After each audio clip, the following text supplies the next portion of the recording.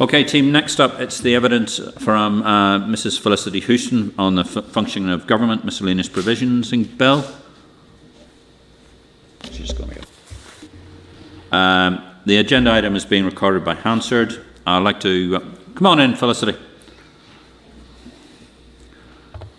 Take your ease. I think you're probably better off in that chair just because somebody's sat in that one, so just bearing in mind our sort of social distancing and everything and all the rest of it. Team, just to remind you, the clerk's briefing paper is at page 20. Mrs. Houston's submission is at page 23. The code covering the appointment of special advisors page is on page 265 of the electronic bill folder. The previous code governing the appointment of special advisors, 27th of June 2016, is on page 267 of the electronic bill folder. And the Civil Service Special Advisors Act, Northern Ireland 2013, is on page 384 of the electronic bill folder. Felicity, would you care to make an opening statement? Thank you very much indeed. Well, thank you very much, committee members, for inviting me along this afternoon. I'll just take a few brief words for background further to what I've already sent in to you. I took the opportunity to comment on the bill because, as you may have seen from my paper, I have a long and rather extensive experience of selection and appointment at the most senior and sensitive areas of government, both here in Northern Ireland and in Westminster. As you will say, I was appointed by Prime Minister Tony Blair to the first House of Lords Appointments Commission, and you may have noticed from this weekend's coverage in the papers that those who get a peerage and those who don't still remain a source of great controversy and gossip. I've also got extensive experience of codes of practice, drafting them, implementing them and trying to enforce them. As the Commissioner for Public Appointments, I also had an unusual and possibly unique opportunity to see ministers and their special advisors operating across all government departments. Most civil servants are limited to seeing their own minister and SPAD or the occasional cross-departmental interaction. But my observations were that, to be honest, the relationship varied tremendously, depending on the personality, experience and confidence of both minister and special advisor. Some SPADs were clearly the shadow ministers. If you could get the SPAD's attention, the minister would follow. Others were there more to protect the minister, particularly from any attack from the civil service in full gallop. And one or two, I have to admit, were just there to make up the numbers. A ministerial perk, a little like the chauffeur-driven car, or not having to carry your own briefcase. So I hope my paper drew out for you some of the issues and dilemmas I see facing the committee as they examine this bill and try to find a way forward. And I've tried to support them with some examples. First, to consider the current code of appointment for special advisors that was published back in January. Well, for a post that's to be paid up to, I think, $95,000 from taxpayers' money, when, let's face it, the average salary in Northern Ireland of said taxpayers is about $28,000, we have to ask ourselves, does this code, as it now stands, look like a credible document in the eyes of the public? Does a code which has set aside all recognised appointment procedures, because of the personal nature of the SPAD appointment, persuade this public that all is well? I was heavily involved in the referendum campaign for the Good Friday Agreement. I remember the enthusiasm and excitement when we all thought we were finally getting our own government. We would have our own lawmakers, which surely had to be better than being run as a colony from London. But recent events have shaken that belief and hope. Surprising numbers of people from the most unlikely walks of life now think we should maybe go back to, dare I say it, direct rule. And I think the job of the Assembly at the moment is to campaign to re-establish public confidence and clearly demonstrate that that's not a good idea and we don't want it. This bill could be seen as part of this campaign by demonstrating there's a genuine commitment to halting some of the frankly bizarre practices unearthed by Sir Patrick and his inquiry. So the committee must judge what message the current two-page code sends out and what they might want to do about it. And the other fundamental and more philosophical issue for the members here to think on is whether a code without legal underpinning can ever bring about thorough compliance. Codes of practice seem a great idea, pragmatic. They're swift to bring in, they don't require all the convoluted legislation. A reasonable approach. A genuine gentleman's agreement amongst good chaps. But unfortunately, speaking from personal experience, such codes get bogged down in obfuscation, distraction, and clear obstruction. Of course, legislation is not without its issues and can be the subject of extensive litigation, and we've all suffered from the fact that much progress in Northern Ireland has actually been throttled by judicial review. It's often referred to as government by JR. However, despite that, I have found through experience and observation that, to be honest, the power of statute concentrates minds wonderfully. So, Steve, anybody, if they wish to ask some questions, I'll do my best to answer them. Well, thank you very much indeed. Thank you, Felicity. Jim? Yeah, could I just stay with the Code of Appointment for a moment? Sir Patrick Coughlin was very vigorous in some of his findings, and indeed he was aghast at how the original Code of Appointment was simply ignored by some. And in that context, he then had a recommendation, which was recommendation 41, that there should be robust compliance with both the letter and the spirit of the Act and the codes emanating thereunder. And of course, before that recommendation was even published, before the report was even published, the executive had unilaterally stripped out the Code of Appointment, taking out the need for a panel of candidates, the need for a criteria for appointment, the need for a job description, the need to document the reasons and the process. In stripping all that out, how compatible was that, in your view as an overseer of public appointments, with what you would normally expect in the public service? Well, I mean, it isn't what is normally expected. I itemised in my submission to the committee the basic things that should be one would expect in any appointment process for any job anywhere, particularly one as well paid as this, of criteria, some form of assessment so that you can judge who's the person who seems to be the best suited for the job, and some sort of objective one, but we do recognise in this case that the Minister has a very close working relationship with the Spads, so there may be some extra personal interaction required. And then some form of record for explanation.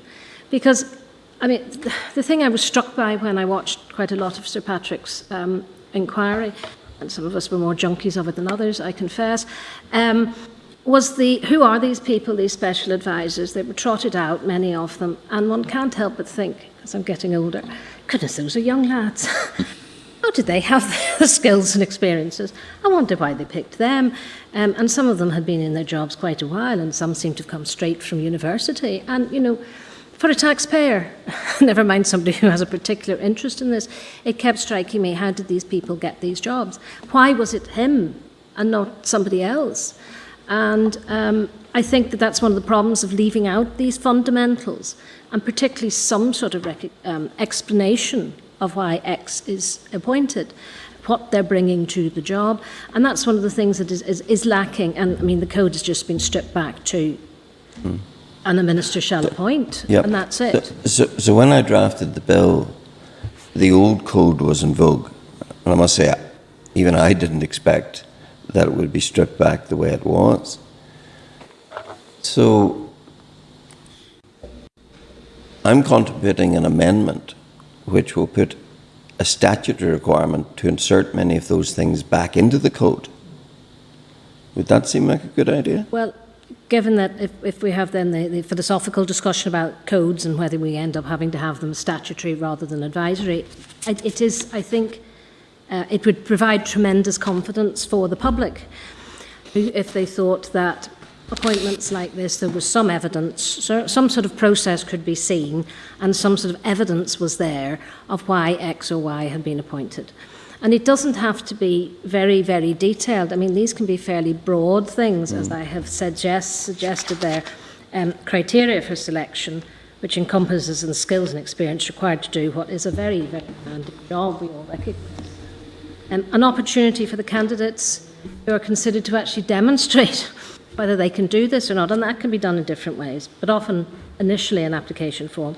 Some sort of objective assessment of those people who are being considered for the job, and then records of that and why the successful candidate was selected. Those are the basics. We don't have, I mean, the previous code ran to 33 pages, much of which was actually an HR document that any civil servant at a different level would get. Much of it wasn't really about appointment. I think the previous was the Code of Appointment and the Code of Conduct, which yes, together ran to 30. Yeah, and it included things like, your holiday entitlement, and yes, that shouldn't be in yes, there. Yes. It could be longer. Yeah. It doesn't have to be 33 pages of it. Yeah, And yeah. it got muddled up with what would be a document expected But for codes, civil of service. course, sit below legislation. Yes. So if legislation says you shall have a code and it shall cover the following issues, Yes. that necessitates it covering those. It can also cover much more. Yes. Oh, yes, absolutely. It doesn't need to be prescriptive. And I think Yeah. that is probably the way to do it, to have some of the key, the fundamental principles of good assessment, good selection, good appointment there. Without, you don't have to be producing all sorts of information and records about individuals' personal history and things. It's not like that. But it is possible to summarise such things. Could I ask you about the other part of your written statement? The Functioning of Government Bill is wide in its ambit, so it is capable of addressing other things than are presently in it by further amendment.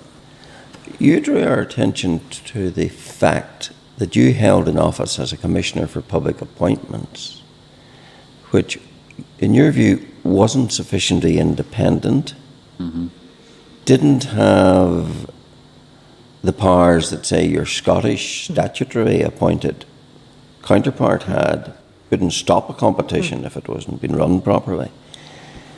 Just elaborate for me, if you would, on how the office of Commissioner for Public Appointments could be improved, because that's something we could do in this bill. I would certainly suggest that you speak to the current Commissioner, who's obviously working with whatever environment she has at the moment. But so I don't pretend to be on top of the detailed structure at the moment, but certainly things don't seem to have changed much. And the Commissioner between myself and the current one resigned in, what should we say, despair of what was going on. The issue has always been that basically because the legislation is very loosely written, the order that sets up the In fact, it's a prerogative order. It wasn't even legislation. No, quite. It's a prerogative order. Absolutely. It just says there should be a commissioner and you can do these things. But what it doesn't say is that the commissioner must have control of his or her own budget. I was not a budget holder at all. That the commissioner couldn't appoint their own staff. That sort of thing. No, those basics. So my staff were civil servants seconded to me, not by my choosing, though I would never criticise any of them that I had, but that's not the point. I was initially, when I took the job over, previously it had been done by the Commissioner for GB, she was also part-time Commissioner. She hadn't even got an office. When I set up, my office was put in Castle Buildings, which I found people who wished to come and see me found it very disconcerting and confusing because they saw this independent person who was supposed to be a sort of regulator sitting right in the middle of the structures of government. And I have to say, when I raised this with civil servants, they couldn't understand it because it was their workplace. And why wouldn't I be happy because I had a nice office? So it should be all right. And couldn't understand again why I would be unhappy about not having my own staff. I mean, one of the few rules that are clearly laid out for the Commissioner is to audit appointments. And due to a set of circumstances, and not before the committee, we ended up without an auditor. And we're not talking a financial auditor, this is a process auditor. And the civil service, which was OFM, DFM, just refused to help me find a new one, wanted to impose somebody on me, etc., etc. And eventually the Controller and Auditor General at the time lent me a member of his staff because I didn't have an auditor and I wasn't allowed to have actually the person I had wanted. I was prevented from doing that by the civil service. And so I then got somebody from a department that everybody recognises as entirely independent, etc. And thankfully it was John Dowdall at the time was the CNAG and he recognised the difficulties I was having. And he actually had to lend me a member of staff. Now, the Commissioner for Public Appointments shouldn't have to borrow a member of staff from the CNAG to be able to actually fulfil one of her very few clearly laid out statutory duties. But lacking financial independence, lacking the ability to appoint staff, caused tremendous difficulties. So I think that I certainly say would want the current Commissioner obviously to tell you how things are these days, but that you cannot have a regulator who cannot appoint their own staff. And the staff that were being appointed were to multiple quangos. Oh no, I'm talking about my own personal team. Yes, but the staff that you were overseeing. Oh yes. Well, they were the the public board appointments members. of. Yes, board members. Yes. Not the functionaries, so to speak, but No, the actual oversight board. And there was I don't know how many quangos we had back then, 70, 80 of them, yes. And we would have overseen in some way or other the appointment process of that. So just tell me a little bit about the Scottish system where a commissioner who's unhappy with how a process has been operated can stop it. But I note that the system has changed in Scotland since my day. All right. Yes. Perhaps the illustrious First Minister of Scotland. Yes. Things have altered, but when I was Commissioner, the Scottish Commissioner had been set up. They had taken, instead of just copying over legislation or order from England, they had actually written their own piece of legislation to set up the Scottish Commissioner's office. So she had authority to appoint her own staff, a budget of her own allocated to her, and then she also had, more importantly, the power to halt a competition for a public appointment if she believed that things were not being done correctly and in compliance with code. And she had a duty to present a report anyway to Parliament, I believe, Scottish Parliament every year, but she also had the right to present a report to the Scottish Parliament if she believed a minister had contravened her code and basically it hadn't been resolved. Most of these incidents are resolved. That's in statute in Scottish. It was, yes. Now, I can't put hand on heart and say quite why it works now, because in Scotland they amalgamated several commissioners into, I think, the equivalent Public Standards Commission. So things will have changed because of that. But they recognised, certainly back then, the need for this sort of clarity and the authority that comes with having your own legislation, which is why I flagged up the contrast between how my office was treated and the Information Commissioner, who was established fully. Even though it was an office here in Northern Ireland, we didn't have a separate commissioner. There was a strong recognition of the need for that office to be separate, independent, etc. Just a quick one about particularly the role of the Scottish, and I'm recollecting here. The reason why they decided to do that is because it was deemed to be Scotland's unique circumstances with the Scottish Parliament and the roles of sort of the various places. That's why they wanted to put it on a statutory basis.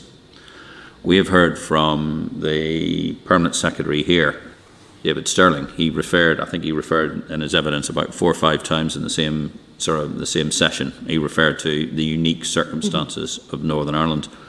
And again, that sort of raises the question of, we've been asked to look at, in your previous roles, we've been told by quite sort of senior civil servants, including Sue Gray here, who worked very closely, obviously, in the Cabinet Office. And it was the purpose of using sort of not going to a statutory basis was it would be the pressure of public opinion or whatever it is would force people to be able to change their behaviour and modify their behaviour in the way they've done. Yet, when Scotland was placed in this situation, they decided to go down the statutory route because there needs to be weight to the decision-making process. Could you just quickly have your perspective on the sort of the difference between and because you have identified 2 distinctive systems, the pros and cons of either, just so that we can get that clear? Yes. Well, as you say, absolutely. Scotland, when their Parliament was established, they decided with many of their structures, obviously, to take it and peel it back to, the basics. And maybe partly because it's a Parliament rather than an Assembly, that may have given them a certain outlook on how to write their statute. And it did mean, say, that the Commissioner had that sort of power and authority. I mean, it didn't prevent her from having many a run-in with senior members of the Scottish government system. But it did give her that, the final sort of oomph. And she did have this issue that she was able to decide where she actually wanted to sit and run her office from, which may sound petty, but it isn't. It's part of the things that are recognised internationally as a standard for independence. I mentioned the International Ombudsman's Organisation. They have... Sorry, the international... Ombudsman's, I think it's the organisation, I think they call themselves these days, and they have... Yes, the International Ombudsman's Association, sorry. They have a set of sort of standards to recognise and, and measure an independence of an ombudsman, a regulator, somebody who deals with complaints, these sort of things. And there were a series of tests like having control of your own funds, having your own staff, etc. And when I was Commissioner for Public Appointments, my office failed all of those. The Scottish Commissioner would have been able to say, yes, tick, tick, I have all that. So that was, I think, a good situation. So it did come out of that. The reason we ended up with what we had was because I believe the Commissioner for Public Appointments was set up in England, and it was for GB. And then, oh goodness, there's Northern Ireland, so we better stick that on, and so we'll write a prerogative order to give us one, but it's not really a separate person or body, because the Commissioner's based in England. And that went on for quite a while.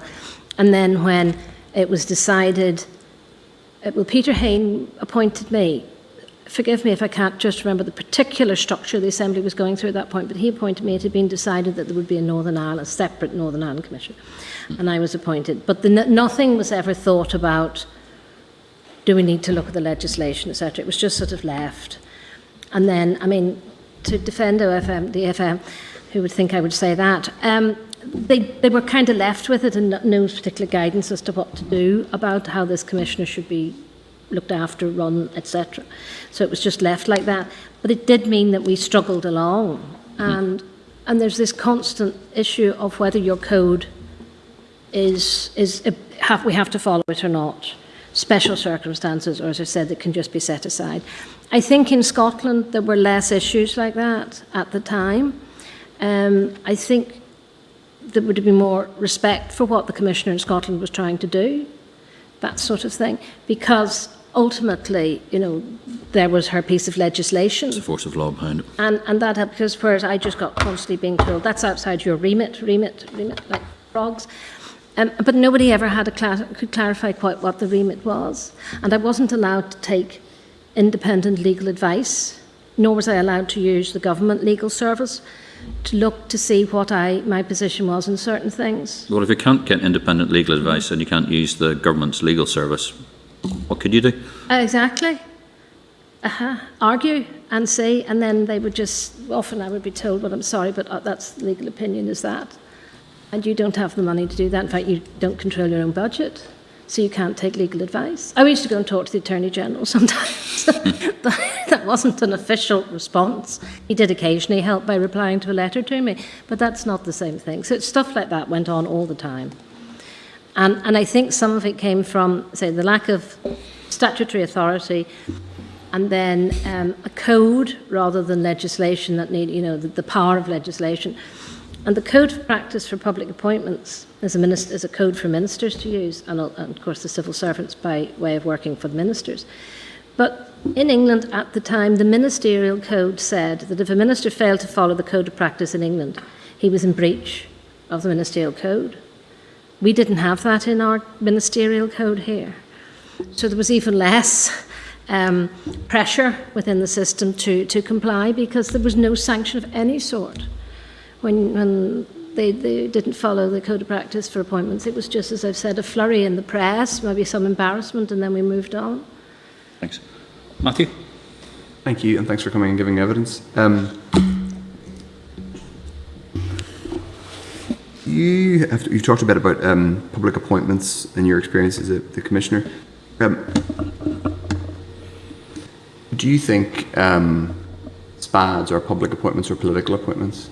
Well, they're political appointments. Should they be public appointments? Well, that's really not for me. I don't really know what that would bring to the party, really. I mean, a public appointment is normally, as I explained legally, it's quite messy, but normally it's for something that is at arm's length from a minister, so that they have that distance, that they put somebody in to run something, but they're not actually directing them, responsible for them, etc.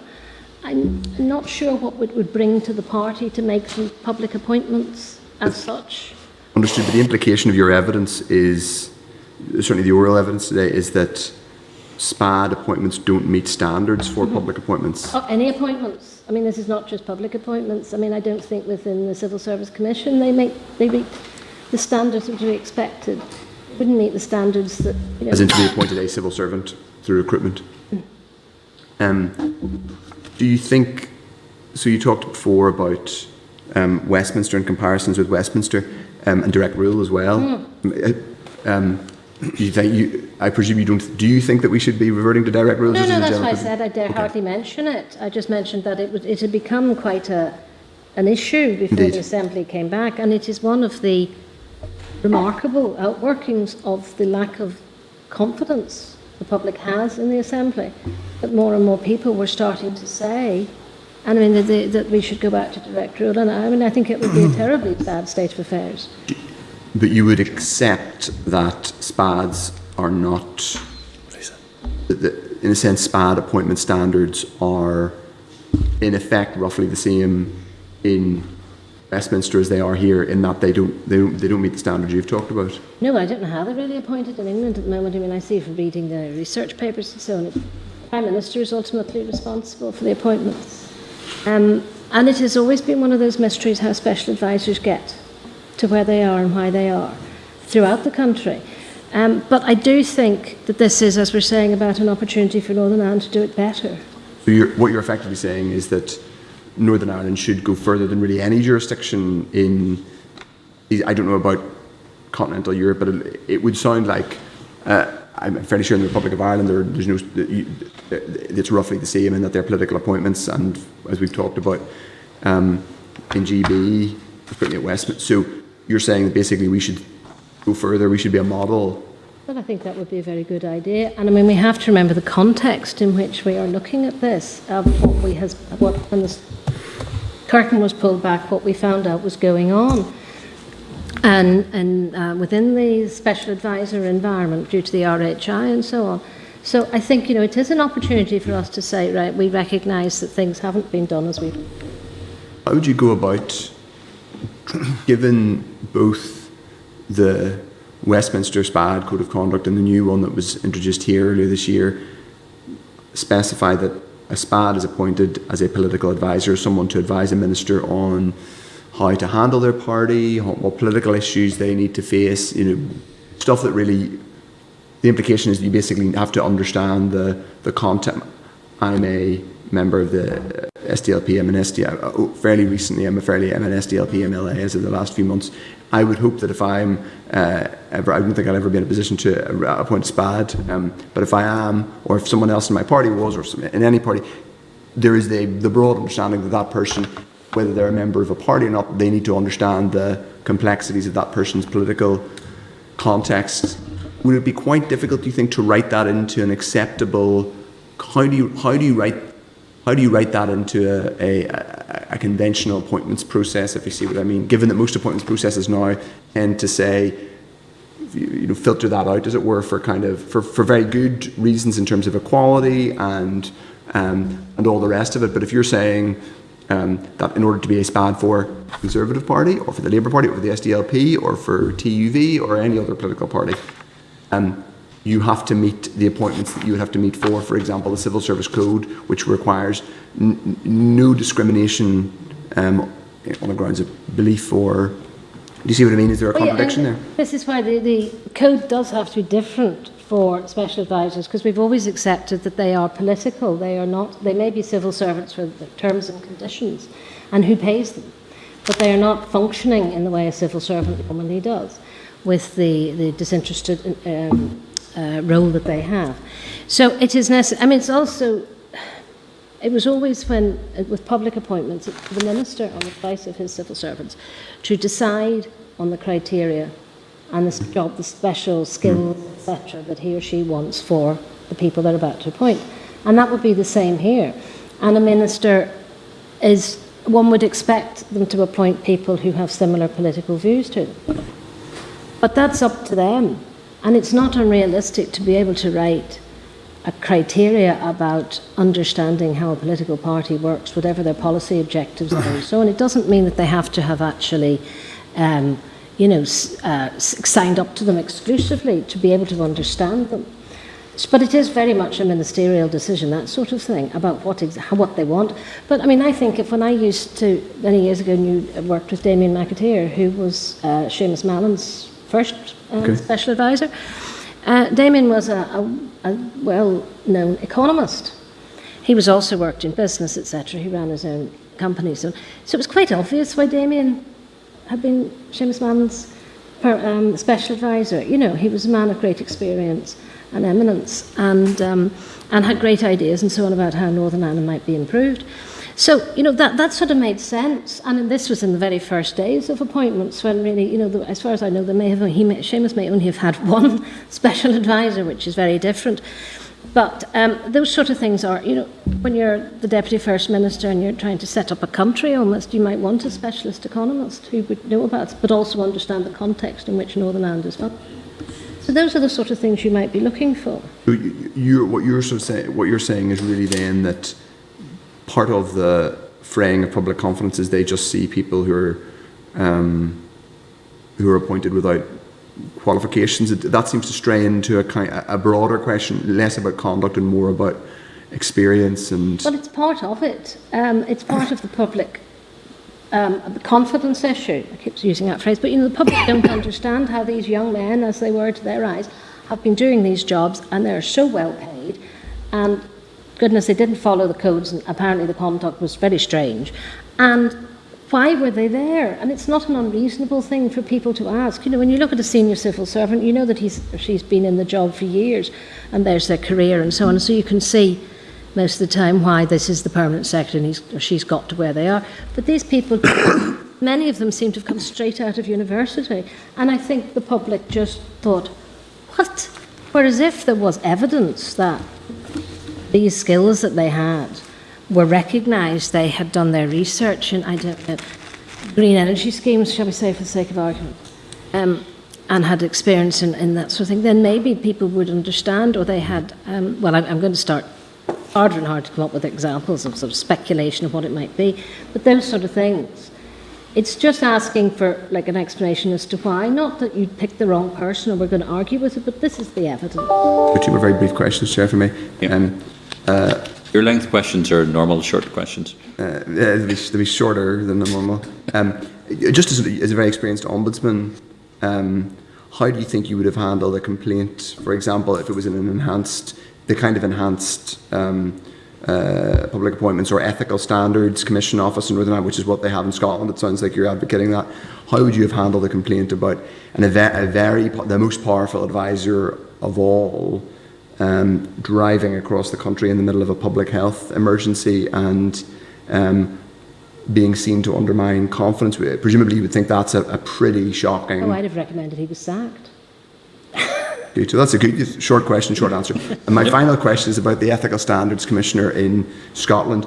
Do you know if that's... you mentioned it's on a statutory footing, as in it was created by legislation. But this actually just is...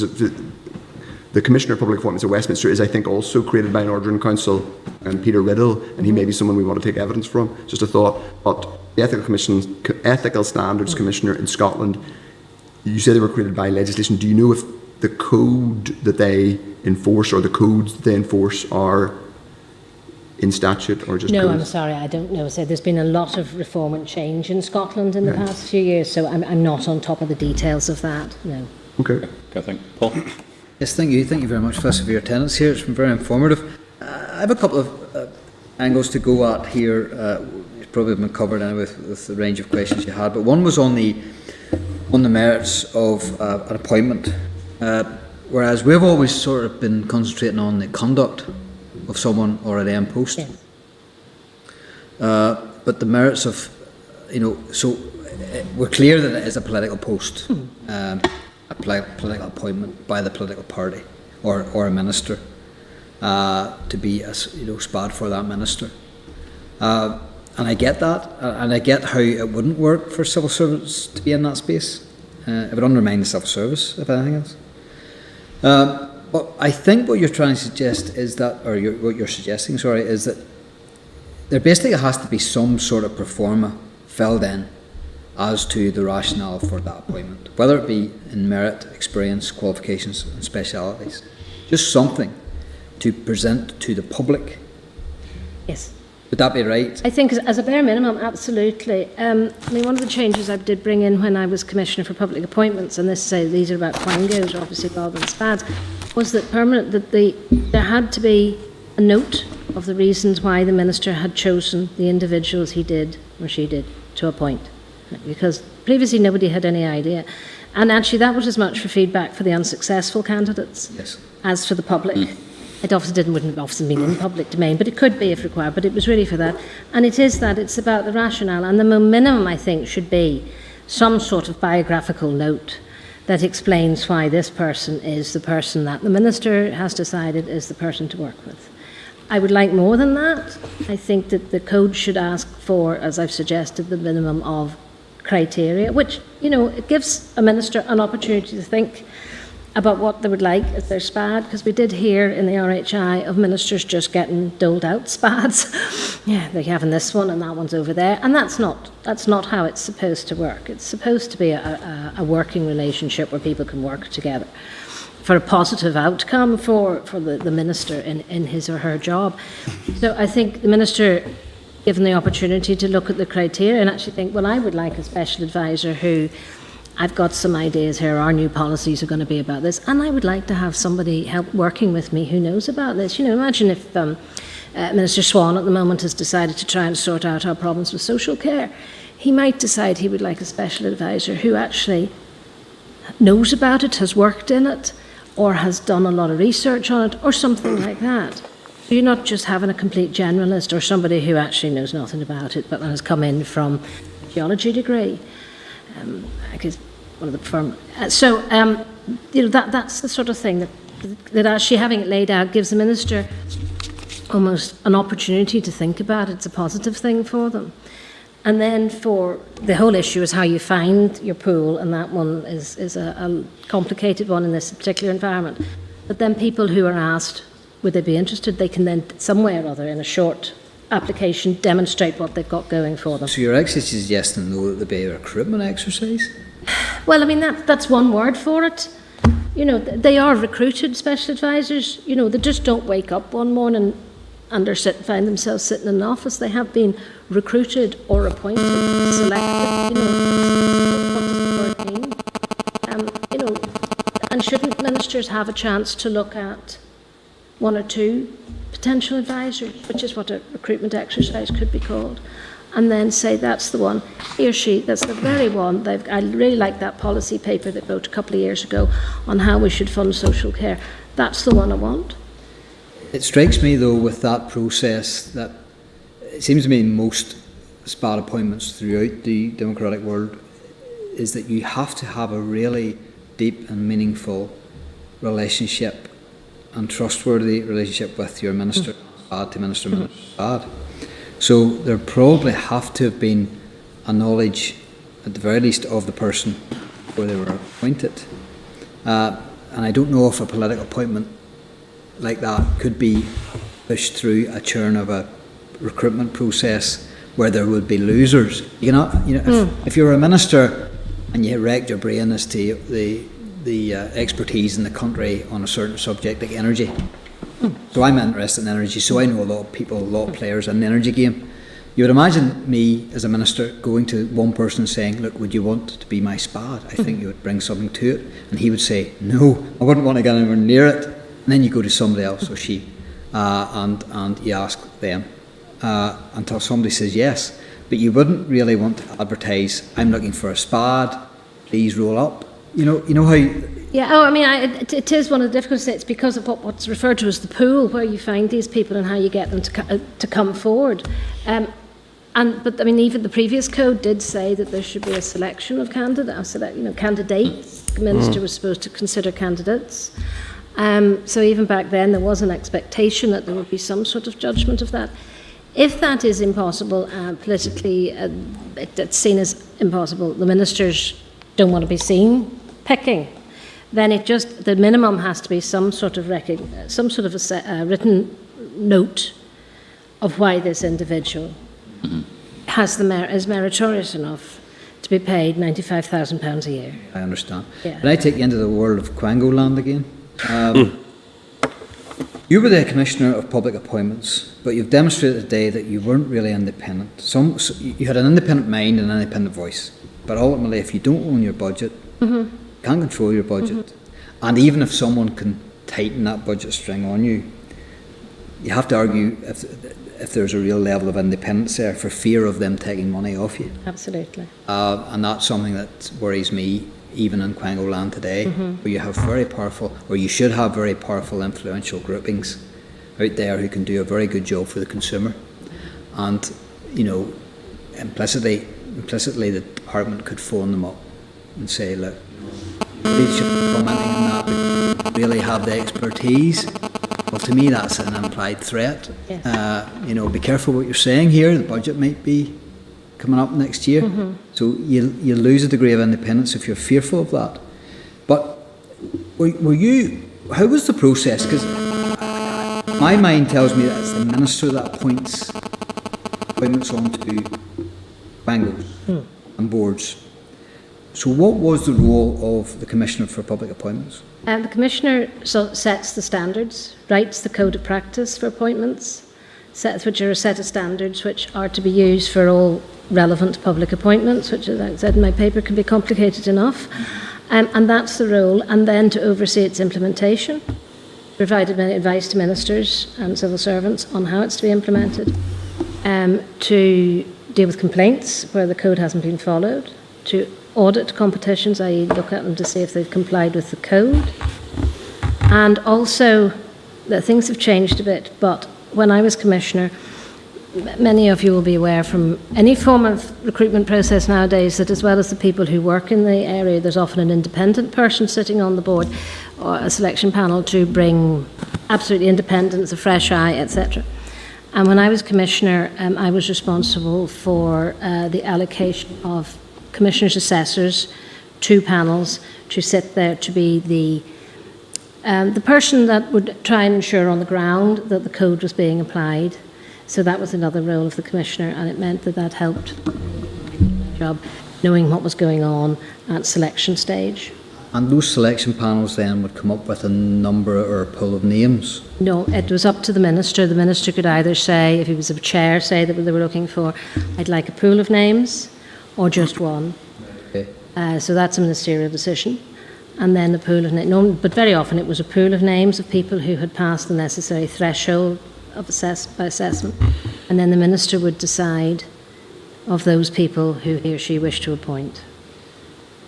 My experience, knowing some of the boards and working closely with some of the boards in my career and my passions, strikes me that you come across individuals who happen to be on a number of boards. And even to the point... Golden circle. Even to the point where you could actually ask Gary whether it's a conflict of interest. Oh, well, how long have you got? Yeah. Yes.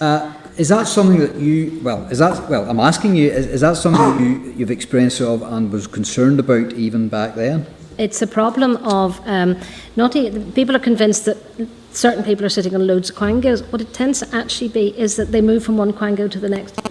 You know, we used to play at home, guess who? Name that quango sitter. Who's got the job this time? And there are lots of people. Now, part of it comes from their experienced people who know how these organisations run, and they. But just to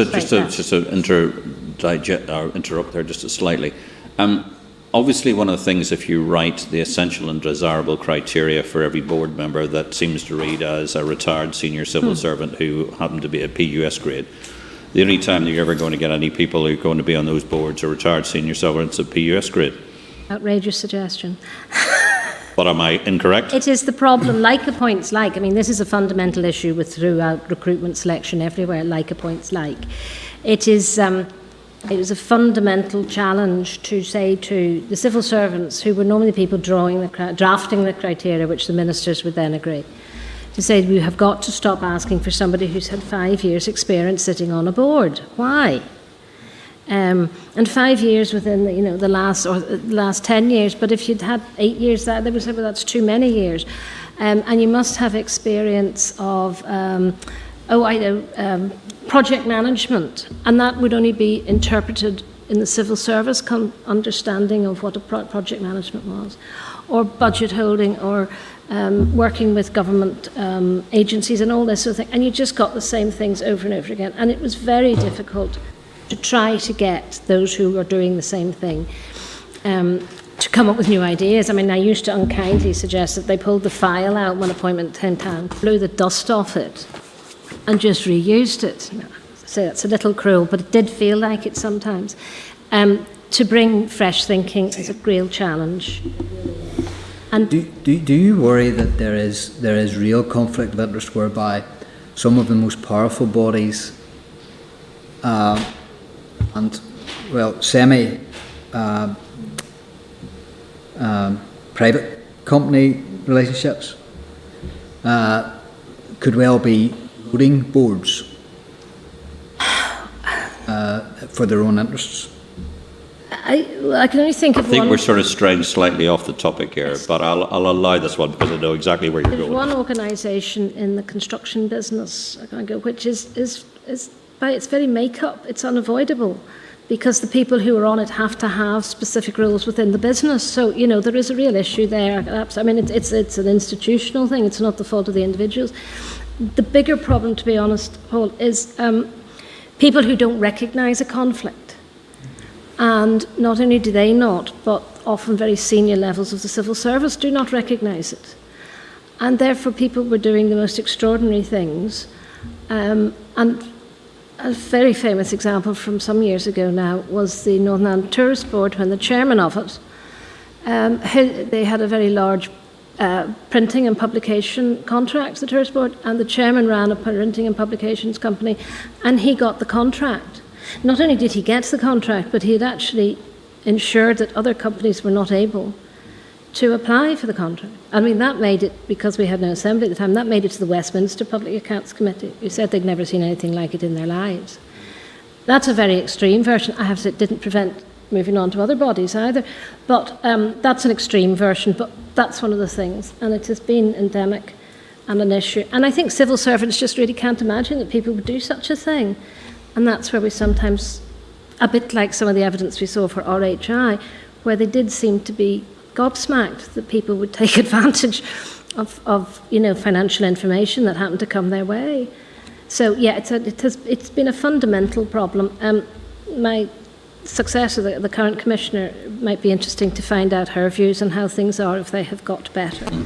And just to sort of, just to take that back slightly, because one of the big question we have here is it's coming down to whether we accept the process of using a code and that process, or we go to a statutory basis. Because if we hear it time and time again the unique circumstances of Northern Ireland, but what we have seen across many aspects of public life in Northern Ireland, there is nearly and I hate to use this terminology, but nearly like a Stockholm syndrome, that they all seem to be sort of all part of the same process, and we are not really getting good thinking and fresh thinking about where we're going forward. And again, if we had a much bigger pool to pull from, but we can't. So therefore, we're looking at, we're not being able to allow the normal pressures to apply because of the implications of it. But that's it. That's me finished, yeah. Thank you, Chair. John? Yeah, thanks, Chair, and thanks for the presentation. We had the Human Rights Commission in last week, and one of the key issues and difficulties there we're talking about in terms of legislation around proportionality, right, and how do you define it? Because what misdemeanours then falls in, because you have the criminal law, if somebody breaks the law, it's fraud or whatever, then the due process. So this is a very difficult one. Where do you stop in terms of proportionality? The other one is whistleblowers. Sam McBride was here, he got a bag of emails from a particular party. Now, a person could argue that it could be two ways, that they were acting in the public interest, or they could be divulging internal information sensitive information. And therefore, a legislation may deter people who would want to make known malpractice within any organisation or in government or Spads. So, and you talked about bizarre practices by a host of Spads, and you're watching the RHI like many other people.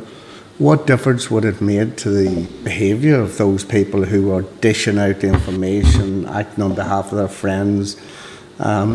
What difference would legislation have made? Because, and finally, Sue Gray was here. She has maybe a similar background to yourself, an appointment as SPAD. She has said that this is robust. These are strong and the strongest codes in these islands. And all parties, 5 parties, were part of the negotiations of the restoration of this place in bringing these codes about. Yes, well, I think there was quite I haven't watched all the evidence, but I've seen some of it. And one of the issues that was talked about was the culture within the system. And that is fundamentally what has to change. And, you know, if we had a culture that respected compliance and were outraged, as the public were, by what was going on in government departments, we wouldn't need legislation that becomes so minute and detailed. The legislation being put forward has been brought in because it appears that decency and doing the right thing was thrown to the side by some people for whatever reason. They just started to behave like that, and nobody ever seemed to say stop it. And the sort of guardians of the system, the civil servants, who are there as the, in many ways, as the, you know, the white knights, the ones who are more Caesar's wife above suspicion, and therefore actually supposed to say, look, this can't go on. A minister, do you know what your special advisor is doing? And we can't work with it. That just didn't seem to happen. Things just snowballed out of control. So the difficulty is that perhaps to enforce proper, respectable, decent behaviour within senior paid public sector staff, there has to be very detailed legislation. I mentioned at the very end of my paper to you that I'm from a tax background. I'm an accountant in my day job, and I used to be a tax inspector, so I am soaked in the minutiae of tax legislation, which is all written because somebody came up with a loophole. And every time and I'm not one of them, smart tax consultants thinks of a way of getting past the law, that the government then has to issue loads more statute to try and stop it. And that's every time the tax law, they try and simplify it, it actually ends up longer because people think of more ways of getting around things. And I think this is where this has come from, an attempt to try and introduce clear standards that everybody would expect people to follow, but just more honoured in the breach and the observance. And that, I think, is the difficulty. Would you not agree that the new codes are clear standards? It is about culture. It's not often about the codes, it's about the behaviour. Yes. It's bad. But in terms of the proportionality and whistleblowing, where... Yeah, well, I mean, the whistleblowing is a problem. If I understand it correctly, and please tell me if I've picked this up wrong, the issue is the fear that a special advisor releases information because they feel it needs to go into the public domain for good reason. And what happens if the legislation then catches them? But presumably, a public interest defence, or whatever the appropriate phraseology would be, will get past that. And I have to say, having seen some of the suggestions of a junior civil servant who won't mind, will go through all these levels and that'll be fine and make them happy about whistleblowing, what I've seen of how things operate, civil servants will still be very, very nervous, whatever the legislation says, and however much protection is put in formally. And whistleblowing, if you are a relatively junior clerical member of staff, you will not want to go, as is suggested, to the next one up in the management scheme, because all that will happen is that things may well not go well, or you will fear that things will not go well, and so on and so on. So one wouldn't want to do anything that would put people off having an opportunity to go out and to the public domain. It is a shame if it has to be the media, which I gather the individual in the RHI, I think, said she wished she'd just gone to the media because she fell into the morass that can be the civil service response to something difficult. I don't have straight answers to it. I say it is unfortunate that we seem to be living in a political culture where legislation like this needs to be drafted. You know, you should just do the right thing. Tell the truth and shame the devil, Granny said, and I think that's it, you know. Just want to make one point before I go. You were talking about 93,000. Even the numerations have completely changed. They're here in front of me. Up to 54,000, 55 to 69, 70 to 85. So it's not Right, not going up, 93. is it? So these codes have been updated, and I don't think I don't have the evidence.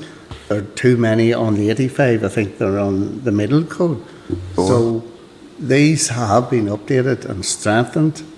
And from what we are hearing from the permanent secretary of this committee is that she is keeping a good eye on it, and there seems to be better walking and cultural change.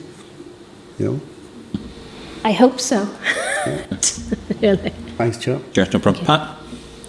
Thanks, Chairman. Small, thanks very much for just coming today. Just looking at, as we try to look at the bill as it's going in, how can we really try to get this to make it as strong as we possibly can and make the code mandatory? All right, so as, the more I hear, the more I'm in favour of the legislative side of it in order to bring this down with the bill.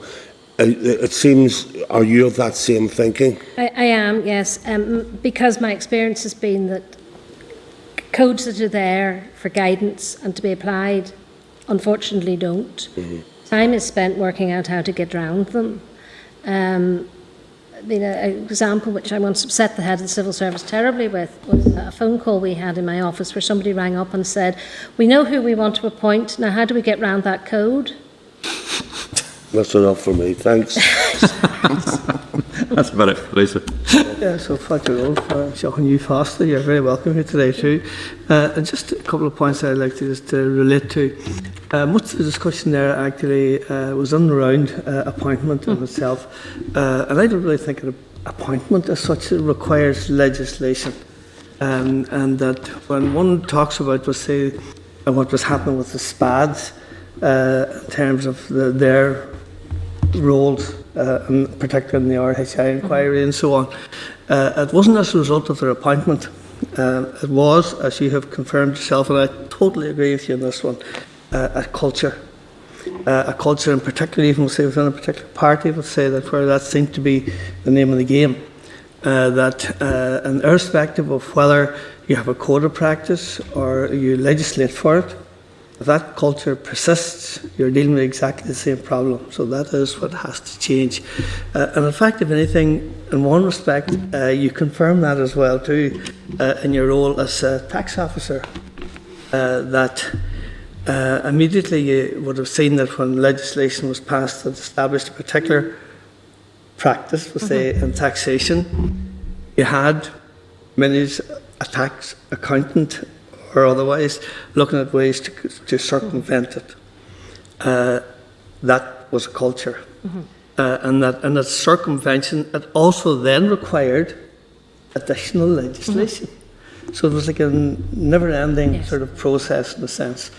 So in fact, in one way, a code of conduct as opposed to legislative practice, one can be as good as the other.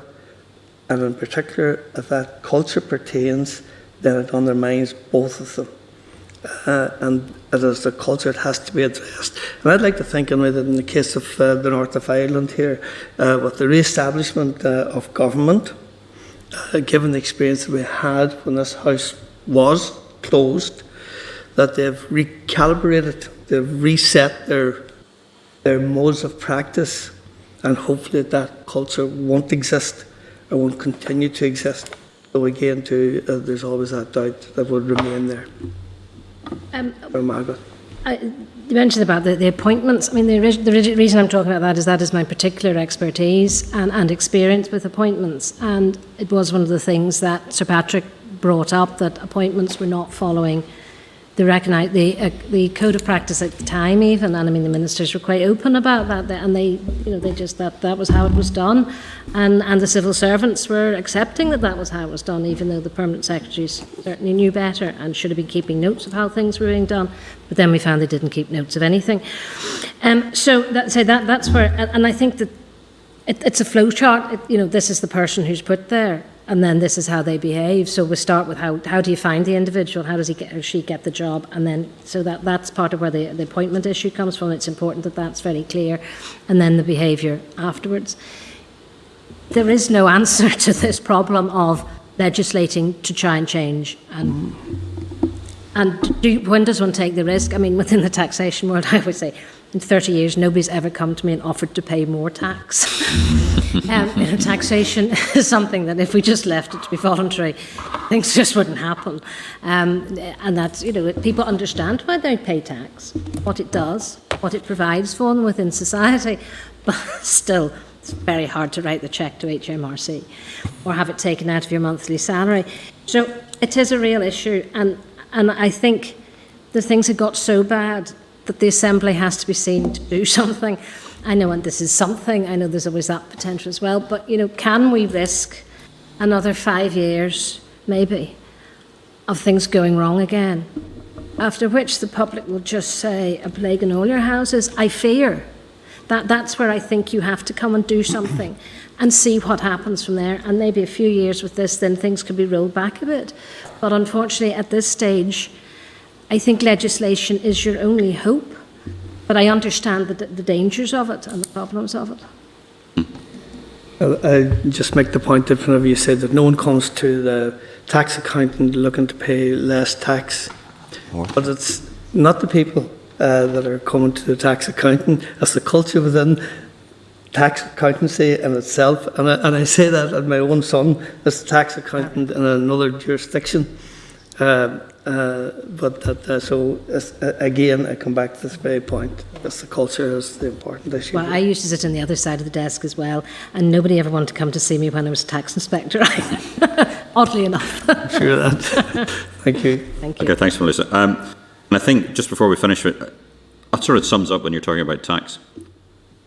When we're talking about the difference between avoidance and evasion, Yes. and speaking as somebody whose spouse worked for a very large member of the P5, and I could never work out what the difference between avoidance and evasion was. The last Chancellor couldn't either. Exactly. But this really comes down to the avoidance bit, where we're looking at the code, but the evasions bit, where we're looking at legislation, because we've reached the point where we do that. So, but Yes. thank you very much indeed, Felicity, for your evidence, and thank you very much indeed for coming on such a warm day as well.